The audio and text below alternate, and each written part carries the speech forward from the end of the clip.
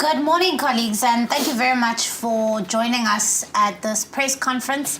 As is customary every year, the Democratic Alliance provides a parliamentary review press conference in which we look at the year that has been, and 2020 is no different. Obviously, this year has been marked by the outbreak of the COVID-19 pandemic, and so we're going to be looking at the role that Parliament has played and the work that the Democratic Alliance has done during this year. With me, I'm joined by the DA Federal Leader, John Steenhuisen, who's here with us. I'm also joined by the DA Chief Whip, Natasha Mazzoni, and I'm also joined by the DA leader in the NCOP, Kathy Labuschagne. We're going to run through the statement and we are then going to open for questions, and I will direct to who the questions are directed to. So if you can indicate your name, the media house that you are from, and who you would like the question to be addressed to, and I'll be able to read that through from the chat function. And so over to you, John. Thank you very much, Saviwe, and greetings to all the members of the media that are with us today, and thank you for making time. I think for many South Africans, 2020 represented a major upending of people's lives in very significant ways. Many South Africans over the course of this last year have lost their lives as well as their livelihoods. And everyone has had to adjust to a new normal, which included finding innovative ways to be able to do business, to work from home, wearing masks, and obviously practicing social distancing, and some tough instances being away from family and loved ones for significant periods of time. For the Democratic Alliance, however, 2020 has been a year of massive innovation as well as progress. And this year we had a very successful policy conference on the virtual platform, but later in the year we went on to have a very successful federal congress in hybrid venues and on the virtual platform, both of which I think have shown a credible alternative to the people of South Africa and prepared the DA to start 2021 on a good footing, ready to put our offer before South Africans in a very significant local government election year. I think that we were able to do as well during the course of this year is to demonstrate to South Africans how important a constructive, progressive, future-focused and solutions-oriented opposition can be. So at the very beginning of the coronavirus crisis in South Africa, we were the first party under Saviwe Gwarube to call for a debate of urgent national importance in Parliament around coronavirus. That coincided with the very first case in South Africa, and we were able to get that debate going in the House and to start getting South Africans thinking about the coronavirus. After the first initial meeting with the presidency, we then set out to establish what we called our Blue Book process, which looked at a ministry-by-ministry approach on how we could prepare South Africa for the coronavirus pandemic that we knew would be coming. And so each shadow minister reached out to their particular minister, set out very clearly a letter saying that they're available to assist and coming up with suggestions that each government department could be doing to mitigate against further damage from the coronavirus pandemic. After that, we piloted the smart lockdown model.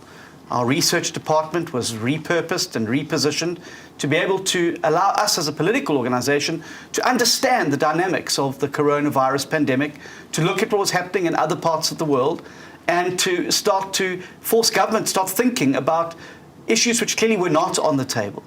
And I think that the smart lockdown model, had we been testing, tracing and tracking at the levels that we originally promised, I think would have had significant traction, and I think we could have probably prevented many of the more pernicious effects of the lockdown on our economy and on the lives and livelihoods of many South Africans. When it became very evident that government had not prepared correctly in many provinces, most notably the Eastern Cape and Gauteng, and I think it was probably best typified by the fact that while the Western Cape government was building field hospitals, in Gauteng they were digging hundreds of thousands of graves. Whilst the Western Cape was procuring PPE and oxygen cylinders, the Eastern Cape was buying scooters and superfluous items that actually ended up costing many, many citizens their health and their well-being, because those hospitals were, and still remain in many instances, wholly unprepared to deal with the crisis. And in light of that, we put on the table another plan, the COVID-19 Action Plan for the Incapable State. Again, emanating from our own research, our own experience in the Western Cape where we had governed, and put together an action plan for government which would show them very clearly how to roll out field hospitals at scale, how to massively ramp up the procurement of PPE and oxygen key requirements, but also how to bridge as many South Africans as possible through the economic crisis. I'm very proud of the role that the party has played in the coronavirus pandemic in South Africa, and apart from other parties that simply retreated from sight, we went out actively to communicate to citizens through our innovative CoronaCast about issues relating to coronavirus, educating people about the progression of the virus and what actions could be taken, as well as interviewing many, many South Africans who were coming up with innovative solutions to be able to get through this particular pandemic. We also put our money where our mouth was. We went off to court and had many victories, particularly the one that stands out for me the most was the one that we had to secure the rights of NGOs and CBOs to be able to go and distribute food to the poor. It was unconscionable that the Department of Social Development would even think about trying to stop community-based organizations, church-based organizations from feeding the hungry in South Africa. And yet that's exactly what they tried to do. We went to court and we were able to ensure that they were able to continue to feed the hungry, and I've no doubt made a massive difference in the lives of many, many South Africans.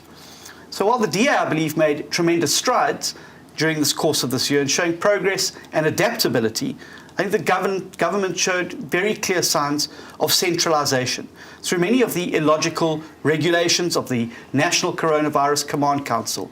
Who could possibly forget those regulations issued by Minister Patel about what clothes you could buy, how you should wear them, what clothes you should be allowed to wear in various circumstances. Completely ridiculous. The ban on cold-cooked chickens, all things looking back now exposed as completely farcical and having no efficacy whatsoever in the fight against the virus, but playing into government's very, very clear and narrow agenda of centralizing control, centralizing power.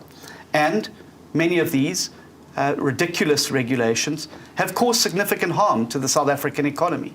Our economy remains in deep crisis. Many, many South Africans have lost their jobs. Many, many businesses have closed. Some of them will never open again, all because of not the coronavirus pandemic, but some of the more ridiculous reactions, as well as one of the hardest and longest lockdowns in the world. And despite all of this, the Democratic Alliance fought hard to keep Parliament open.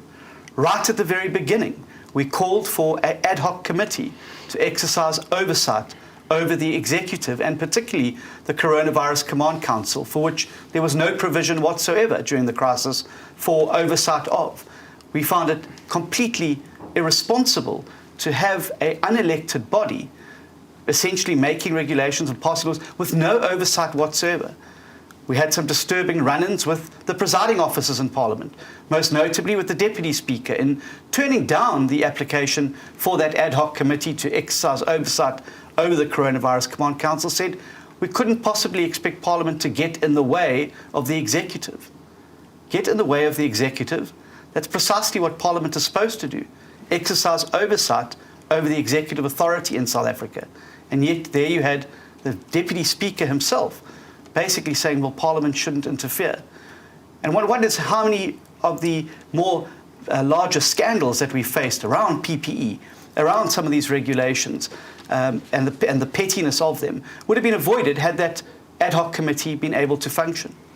Right at the beginning of the crisis, having learned from experience from big procurement events as well as state events like the Nelson Mandela funeral, which was completely abused by the structures in the Eastern Cape to get people money into their pockets and to make them rich. That what we need is, in a time of mass procurement, a body that would be able to look over those procurements. Jordan Hill-Lewis, our Finance Shadow Minister, proposed right at the beginning of the process an Inspector General of COVID procurement. If that Inspector General had been acceded to, I have no doubt we could have avoided many of the distasteful and frankly disgusting PPE scandals that have broken out. Very proud that it was our party as well that came out first to exercise transparency and accountability by releasing the full list of PPE tenders granted in the Western Cape. These are all just some of the measures that we have taken to ensure accountability and oversight. We're also in the midst of challenging the Disaster Management Act in court, and that case is making its way through. Then we no doubt will eventually find its way into the Constitutional Court. It cannot be right that a state of disaster can simply be extended month after month, week after week, year after year, with no reference whatsoever to Parliament. We believe there's a massive lacuna in the law, whereas with a state of emergency, a far more serious state in South Africa, the President would be required to go back every 21 days to brief Parliament as to why that particular state of emergency should be extended. And yet we can be kept in a perpetual state of disaster at the whim of the COGTA Minister. That cannot be right. Parliament's role cannot be usurped. The rights and responsibilities of Parliament to legislate, to be able to pass laws, to be a forum for national debate, and to exercise oversight of the executive cannot be compromised simply by a single piece of legislation. And so we look forward to seeing the outcome of that. Despite the many challenges the perpetual state of disaster has brought and the efforts of government to circumvent this, I think that the DA has continued to hold the government to account and to use the mechanisms at our disposal to ensure that there is oversight, accountability, and that the people of South Africa's watchdogs were able to perform their functions without fear and without favour. Thank you very much, John. And now I'm going to hand over to you, Natasha. Thanks, Siviwe. Thank you, everyone, for tuning in. I'm very proud to say that this year, once again, the Democratic Alliance outperformed all other opposition parties in Parliament by asking 66% of all parliamentary questions in the National Assembly this year. We submitted a total of 1,893 written questions, and no matter what constituency of South Africa you live in, we had you covered with 423 of the National Council of Provinces questions going through. This played a major role in holding the executive to account, so even though our ad hoc committee was turned down, we found other avenues to hold the executive to account. Without the DA's scrutiny, South Africa also wouldn't have known that President Cyril Ramaphosa had chartered a flight to go to the World Cup. However, Parliament still doesn't want to tell South Africa how much money was spent on that particular flight. Now, we know that the GBV crisis in South Africa has skyrocketed during the corona period, which is very, very worrying, and we know that the scourge continues to grow. What concerned us more was that when we submitted questions, we found out that only 1,660 names have been recorded in Part B of the Child Protection Register. Now, this part of the register is that part which means that people are unsuitable to work with children. So you can just imagine how many people shouldn't be working with children are, because our government has failed us yet again, despite the numerous promises to fight GBV. The Parliament spent 10 million rand on luxury flights for former ministers, deputies, and their spouses. The DA also set the tone in Parliament for focusing the institution's attention on some of the burning issues that have been facing citizens and our institution. The Speaker this year, very importantly, granted the DA's request to have a motion of no confidence moved against the Public Protector Advocate Busisiwe Mkhwebane as the Public Protector. That committee is currently sitting. They have asked for an extension of their work, and we have granted that extension because, as you know, we now go into the festive season, and it's very difficult for these committees to continue with their work. Due to pressure from the DA, NGOs, and the press rot at the National Lotteries Commission, we exposed that Minister Patel had commissioned, the Commission had dodgy deals going on for beneficiary lists, and Minister Patel was finally forced to make his way through that mess. And we'd like to thank the press for assisting us in exposing exactly what was going on at the National Lotteries. Government accepted the DA's proposal on the Unemployment Insurance Fund, a reprieve. The proposal also allowed for businesses to skip UIF payment and expand UIF coverage to better protect affected workers, which we were very pleased about. And we thank our shadow ministers of Labour who helped tremendously in this massive fight. We continued our opposition to the Section 25 amendment to the Constitution, which is the compensation, expropriation without compensation. We have a full committee that's working on that continuously, and the fight continues from the DA. We've had the committee extended because we do not believe that the public participation was nearly enough, and that South Africans have to have their voice completely heard on this particular issue. We launched a series of DA court watches, which was extremely important given the rise of farm murders that happened during the COVID breakdown. So what this means is that every time someone appears in court in connection with a farm murder, a DA public representative is in court to make sure that the court proceeding runs smoothly and that there are no hitches or loopholes which will allow anyone to walk away and not feel the might of the law thrown at them. The DA requested debates of national importance. Siviwe, one of your debates was heard in the House, which was the very first of its kind when we discussed the COVID-19 pandemic outbreak, COVID procurement corruption, and the scourge of farm murders. And we are very proud that the DA stood up and spoke on behalf of South Africans in the National Assembly. Not only did we work in Parliament to expose the rot and hold the executive to account, but we also forced Parliament to look internally and hold members of Parliament to account. In the face of the EFF's rising populism, fascism, and the destabilisation tactics of spreading hate across our country when we should have been spreading love and kindness during a pandemic, I personally, on behalf of the Democratic Alliance, laid many charges against EFF leaders and other members of Parliament for incitement to violence, incitement to commit arson, and we also reported their hate speech and their fascist thug tactics to the Human Rights Commission. While the EFF have chosen the route of violence and incitement in an effort to stay relevant when they were obviously completely irrelevant and had no answers to the COVID crisis, we used this year as an opportunity to build up a sense of South Africanness and to build up an importance of remembering what Ubuntu really means and what it means when we're in a crisis and we come together as South Africans. Despite the COVID-19 pandemic laying the ANC and other political parties lame, the DA has actively proved to just show that when the chips are down, we do what we do best. We take the lead. Nowhere has this been more apparent than in the Western Cape, but we have done better nationally for all South Africans, and for this we are very great. The 2020 year has once again highlighted the important role that Parliament can and should play in performing its oversight duties. And while Parliament dropped the ball on a number of occasions, the DA was there to pick up that ball and make sure that Parliament was held accountable no matter what the situation. So we made sure that even on the hybrid platform, the President and the Deputy President and the Executive had to answer questions that were deeply uncomfortable, but deeply in the interest and fundamentally in the interest of all South Africans. At first, Parliament wasn't that keen on this technology and using this technology to go forward and hold sittings of Parliament, but we forced Parliament's hand, and we're very thankful that we had the support of the Speaker of Parliament in moving into this technological era, and Parliament landed up holding its hybrid sessions, which worked very well, and parliamentary committees also went on a fully virtual platform, and while not the best situation, we made sure that Parliament was held to account and that we held various committees to account.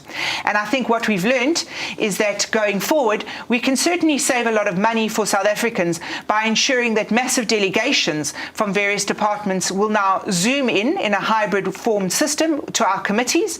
And while the necessary people will appear in person before Parliament, we certainly don't need the whole department to be in Parliament paying air flights, hotel bills. They can join in on the Zoom platform. So, Siviwe, I think that goes to show just exactly what technology you can do, and when you're willing to work and you have the will to work, exactly what you can achieve. Thank you very much, Natasha. And now we're going to get our NCOP report from the leader of the NCOP, Kathy. Thank you very much. Good morning, everyone. The DA's performance in the NCOP for 2020 was notable, outstanding compared to the previous years, and underpinned by our continuous dedication to ensure the upper house of Parliament meets its constitutional mandate of bringing forward provinces' interests in the national sphere of government. Despite COVID-19, the lockdown, we still held ministers to account with written questions from our 13 members, totaling 423 submissions for the year. This accounted to 49% of all written questions submitted in the NCOP. However, due to the ANC's tactics of closing ranks and protecting the executive instead of holding them to account, we had to endure a big fight to allow for oral question sessions to take place. It was only after continuous pressure from the DA that we finally had these sessions from June onwards. Sorry, Kathy, do you mind speaking up a little bit? They're struggling to hear you. Yeah. Should I change this? No, it's fine. Okay. Yeah. It is notable, however, that the Cocta Minister, Nkosazana Dlamini-Zuma, was a frequent offender of dodging her written questions. Her department's standard reply to all questions where such information would be made available in due time. This prompted MP George Michalakis to submit a test question to the minister, asking her where the capital of the Republic of South Africa is. Her reply was simply, the information requested by the honourable member will be submitted as soon as it is available. However, some ministers had even more shocking responses to their oral questions, including the Minister of Defence and Military Veterans, admitting that she does not consider sexual abuse committed by SANDF soldiers outside the borders of South Africa as brutally, while Police Minister Becky Cele told us that South Africans who were caught buying or selling cigarettes during the lockdown should receive a criminal record.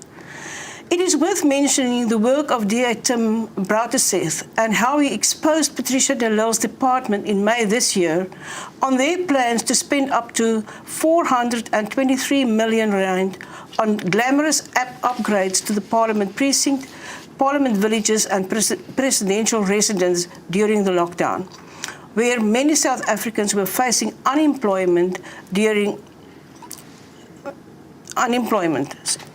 During the adjustment budget in October, the DA even suggested to the Minister de Lille that the money should be diverted to the expanded public works program for much-needed job creation. This was subsequently ignored. The further successes include the entire NCOP adopted a DA motion that recognized the Western Cape government's outstanding response to the COVID-19 pandemic and lockdown. The DA also led the first climate change debate in the NCOP, focusing on the role of Parliament on legislation and policies to ensure sustainable and resilient communities. Our most recent victory emerged just this week, where after pressure from the DA since the beginning of the sixth Parliament, the ANC finally agreed to form a parliamentary ad hoc committee on the Section 100 intervention in the Northwest Province. That has been ongoing since May 2018. For almost a year and a half, this intervention by national government has no oversight from Parliament, with the intervention itself causing the province to regress even further. The DA will ensure our representation on this critical committee gets results for the residents of the Northwest and hold the national government to account for failing to get the province back on track.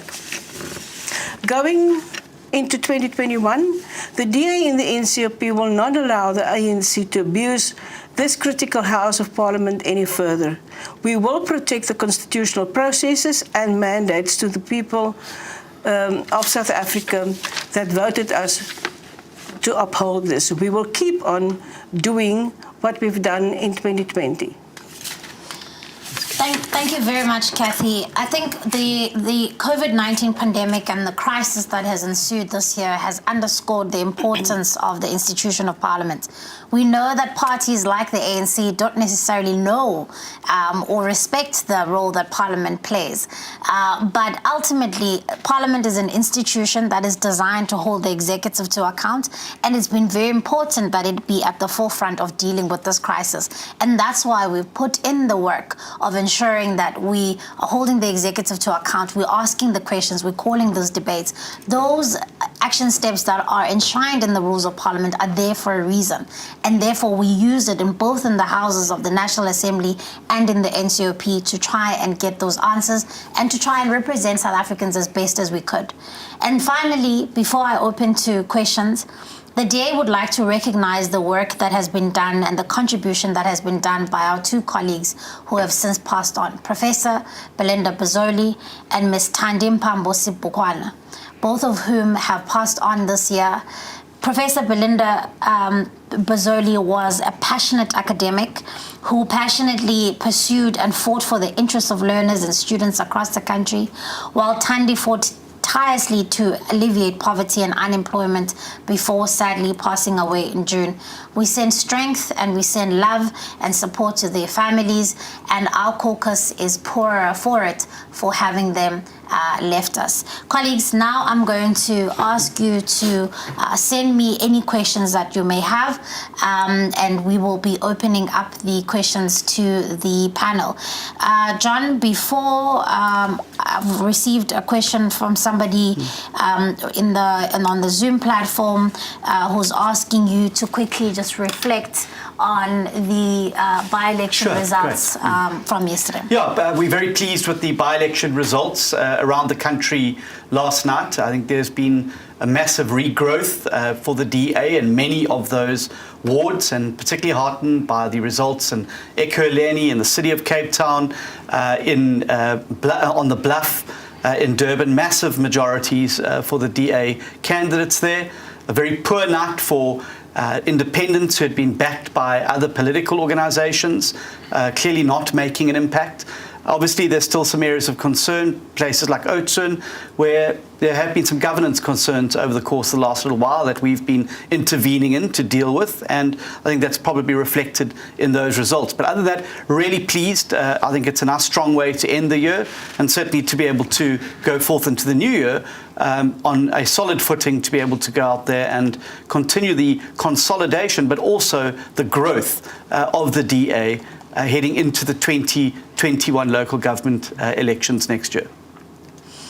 Thank you very much, John. And Natasha, if you can perhaps just give us just an overall take on from your side on the work of Parliament generally in the context of COVID-19 and how Parliament responded as an institution to try and kickstart the holding the executive to account when eventually Parliament resumed. So it's always an interesting thing, because we went from being used to, we were a Parliament that sat in person and in committee rooms, and obviously these committee rooms are small. Parliament is a closed environment, so it's almost like a breeding ground for if someone has COVID and they cough, everyone in the institution is going to catch it. So what we had to do is we had to ensure that firstly Parliament went into a full sanitation process and everything was sanitized. We had to make sure that MPs and staff arriving were screened correctly, and we had nurses on site that were tracking us, so we would be tracked every time we came into Parliament. We would receive a little badge, a little coloured badge every day. It was a different colour, so that we'd know we'd been through that process. Our staff worked in shifts, so if one of the members of staff tested positive for COVID, that whole shift of staff would then go on leave, and then the next shift of staff would be able to work. So that was quite trying in working out the different shifts of Parliament. Then, of course, in the House, where we should have 400 members, it had to be reduced dramatically. And what we did is we joined members on the Zoom platform. That in itself had an amazing reaction, because I think all South Africans who've been working from home everywhere across the world will know that the phrases of 2020 are, "You're on mute, can you hear me, turn off your video, my gadget isn't working," and these were things that we had to deal with in the House. perhaps the strangest thing was the fact that chief whips really took up their role as being the voice of the party in the House, and chief whips became the voting mechanism for the parties. So when a division was called or when something had to be voted on, we would have to know how many of our members were on the online platform, how many were in the House, and then the chief whip would then vote on behalf of the party.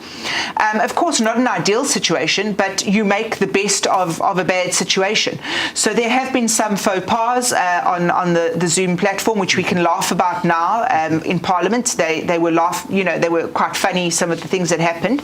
But ideally, what we didn't want to happen was for Parliament to go into a complete shutdown and for ministers not to be held accountable. Where we do have a problem, Siviwe, and we need to address this in the new year, is we have a time limitation with how long our portfolio committees can go on for, and they are completely on the virtual platform.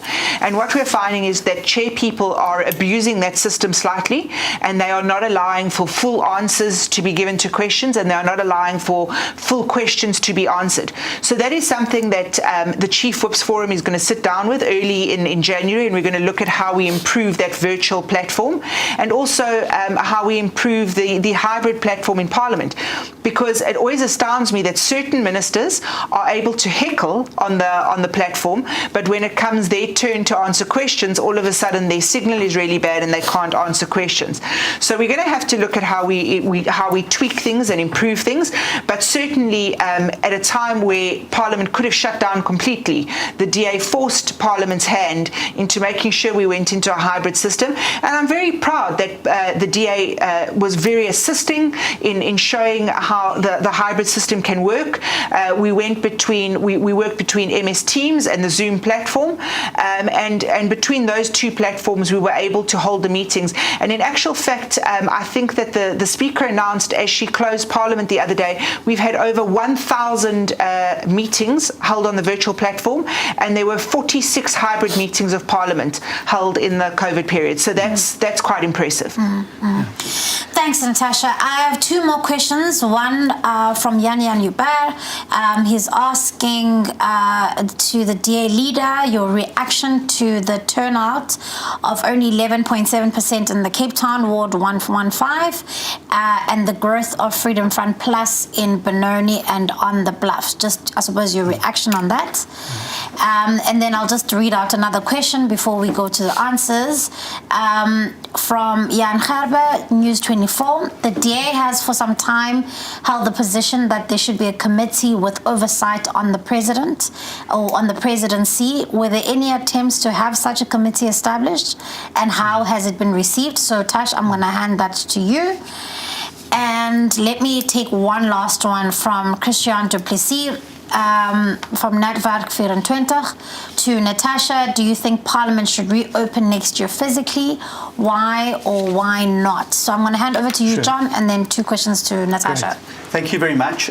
First of all, turnout. I think that many of the by-elections around the country have been affected by the COVID-19 pandemic, and a lot of people nervous to come out. Obviously, the turnout was not as great as we'd like it to have been, but nonetheless greatly encouraged by the incredible percentage vote we got there. It was 83% of the vote which we received in Ward 115, which I think is a huge vote of confidence.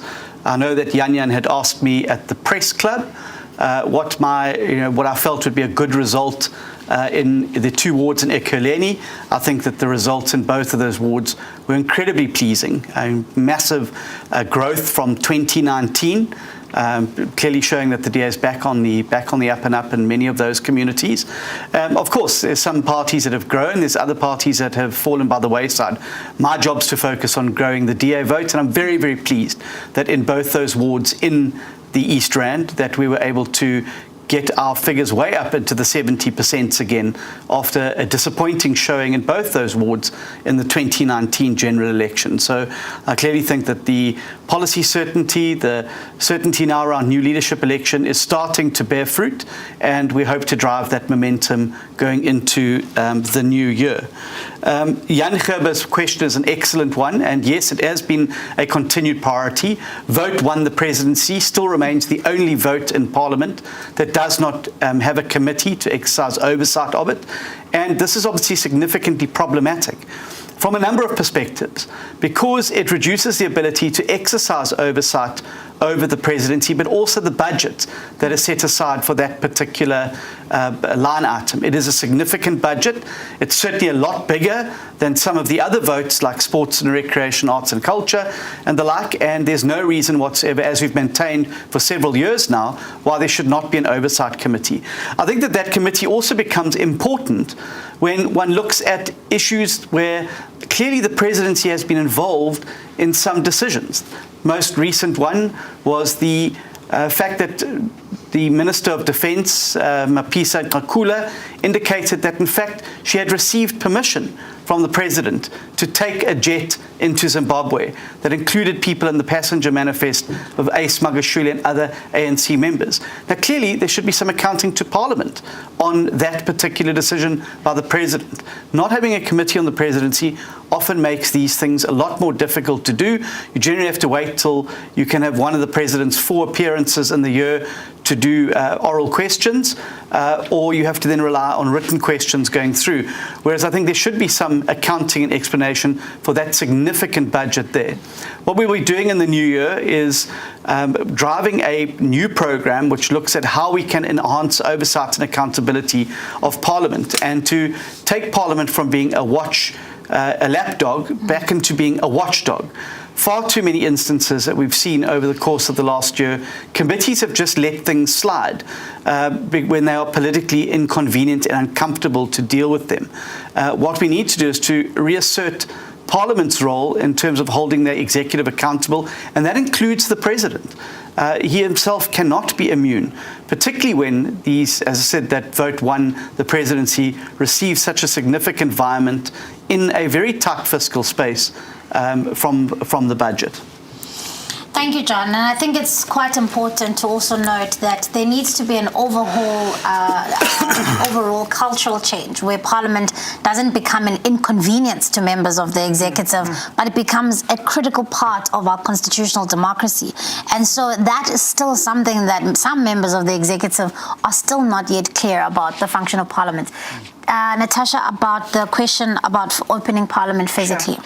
So I just want to go back to the vote 1. I think you've hit the nail on the head, and what's so critically important is that the Rules Committee of Parliament is going to be meeting next year, and one of the rules that we need to look at is why vote 1 doesn't have a portfolio committee that exercises oversight. And also what we're looking at doing is introducing some kind of guideline, because not all Parliament runs on the rules of Parliament. There's also guidelines and procedures. And what we would like to see is the President having more meetings, preferably after his cabinet meetings, with leaders of the opposition parties, because it can't just be during a time of COVID that the President extends an invitation to the leaders of the opposition. The President should be talking to the leaders, especially of the official opposition, on a regular basis. So that's something that we're taking up. Our papers are prepared, and we are just waiting for that particular meeting to sit. So I want to assure John, your whips are doing their job, and we will be fighting very hard to get that particular committee up and running, and we're fighting for you to have those meetings too. And it's important, Siviwe, as you said, every member of the executive must be held to account. Christian, thank you for your question. That is terribly important. It is the DA's feeling that Parliament needs to be up and running as normal. If we are asking the country to go back to work and use obviously safety measures to keep themselves safe, Parliament should be leading from the front. Obviously, we have members that have comorbidities, and we cannot expect them to put themselves at risk, and certainly the DA will not ask any of their members to put themselves at risk. But we have many members who are more than able to come to Parliament. We are limited in our numbers, and quite frankly, given the opportunity, the DA benches could be at least 99% full. Parliament, I think people have used use this opportunity not to travel, to stay at home, and to do a lot of constituency work, I think that's dangerous because people are falling into a comfort zone and into a rut where they just zoom in and they don't come to Parliament. The DA wants Parliament open and fully functional next year. We know how to sanitize. We know to keep our masks on. I'm sure you've seen on TV whenever someone goes up to the podium or speaks, the mic is sanitized, the area is sanitized. Quite frankly, I think Parliament is probably the most sanitized area in the country. We have nothing to be afraid of in Parliament, and we lead from the front. And as MPs, people look to us for guidance. And I think we should be, if everyone else is going back to work and scholars and learners and teachers are going back to school, we need to be going back to Parliament in full force. And I look forward to Parliament opening, fully operational next year. And I'm certainly going to be pushing for that on instruction from our parliamentary leader, John Steenhuisen. I think it's the right thing to do. And I think that we need to lead by example. COVID isn't going away anytime soon. So we need to learn to live with the virus and to keep ourselves safe while we live with the virus. Thank you, Natasha. And I think it may be our last question from Andisiwe Makina, and I'm going to hand this over to you, John, from the Sunday Times. Out of 10, how would you rate Parliament's performance in 2020, specifically as it relates to working under lockdown environment, but also in general as it relates to Parliament drafting and passing laws and holding the executive to account? Yeah. So on 3 levels. Yeah, sure. So I think I would give an overall score of 4.5 out of 10. I think Parliament was too slow out of the blocks to adapt to the new normal. The lights were off in Parliament for far too long, and the executive was allowed to get away with far too much latitude for many, many weeks, and in fact months before Parliament started to act. And we saw the impact of that. By week 5 of the virus, more people had died from police and army brutality than from the virus itself. We also saw Parliament adopting a hands-off approach. And I used the quote from the Deputy Speaker that we don't want Parliament getting in the way of the executive during this time, which is completely astounding. I think, however, that when Parliament did start to get the ball rolling, that there have been some significant changes and successes. But again, I think we're also still sitting with key players in Parliament who themselves are compromised, and I don't think Parliament has cleansed itself properly yet of some of those elements, people like Bongani Bongo and others implicated in the state capture inquiry, who still occupy very key positions within the institution. I don't think it takes the President's so-called line in the sand seriously. I don't think it's a very good example for an institution that is the very epicenter of accountability, transparency and oversight, to have such compromised people occupying such important positions as committee chairs within that. So I think a 4.5 would be a very good score for Parliament in terms of this year. And I think that we've got to do a lot more next year to focus on the legislative agenda. And here I'm particularly talking about the President's reform agenda. The President's spoken a lot about his economic recovery plan. The President has spoken a lot about what needs to be done. We've not had a single aspect of that recovery plan tabled in the form of legislation whatsoever in Parliament over this year.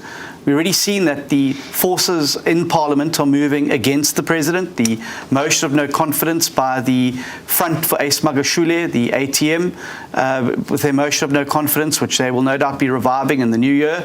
Very clearly, the President is under pressure. The sooner he brings his reform agenda to Parliament, and the sooner Parliament passes that reform agenda to firewall it from the enemies of growth, I think the better off South Africa and South Africans are going to be. Thank you, John. Just a question of clarity, Natasha, from Andisiwe. Did Natasha say papers are ready as it relates to the Portfolio Committee on the Presidency? Does this mean that the DA will be going to court over this issue? Sorry, she was just requesting clarity. Sure. Andisiwe, no. What I mean is our papers are ready for the Rules Committee. The Rules Committee, you always submit your recommendations to the Rules Committee, and then they discussed. You've sat with us in a few of those long, never-ending meetings. So our documents, let me use the word document because paper matter refers to Parliament, to courts rather. So our documents are ready, our ideas are ready. We're waiting for the first sitting of the Rules Committee, and when we go to that Rules Committee, our suggestions and the way we envisage the committee sitting will be ready to be put on the table for the Rules Committee. So it's not a court action, it's a Rules Committee action. Thank you very, very much. Thank you so much, colleagues, for joining us. A statement will be issued, which will be essentially an amalgamation of the presentations that we're giving here today. And thank you very much for joining us. Have a lovely day further.